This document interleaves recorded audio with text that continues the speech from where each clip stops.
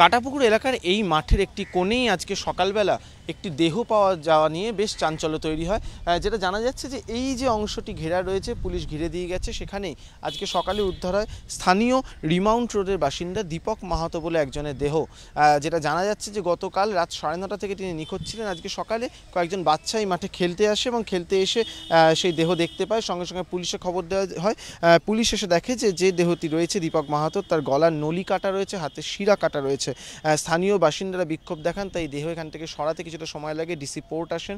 স্থানীয় বাসিন্দাদের যেটা অভিযোগ যে এই অংশে বেশ কয়েকটি জায়গায় মানে একদম প্রকাশ্যে নেশা করা হয় এবং তার ফলে বেশ কিছু দুষ্কৃতী আনাগোনা রয়েছে। এই ঘটনা কি তারই জের বলে তাদের দাবি।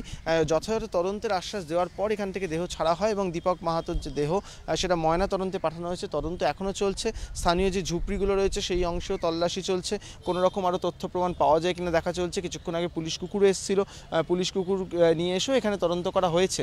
যদিও এখনও পর্যন্ত ঠিক কী কারণে দীপক মাহাতোকে খুন হতে হলো সেটা কিন্তু পুলিশের কাছে এখনও পর্যন্ত অধরা এবং স্বাভাবিকভাবেই তার ফলে কাউকেই কিন্তু চিহ্নিত করা যায়নি। তার ফলে এখনও পর্যন্ত কোনো গ্রেফতারি ঘটনা নেই। তবে পুলিশের তরফ থেকে জানানো হচ্ছে, দক্ষিণ বন্দর থানার তরফ থেকে জানানো হচ্ছে যে তদন্ত চলছে এবং তারা চেষ্টা করছেন খুব তাড়াতাড়ি এই যে দীপক মাহাতোর যে খুন, সেই খুনে অপরাধীকে গ্রেফতার করার।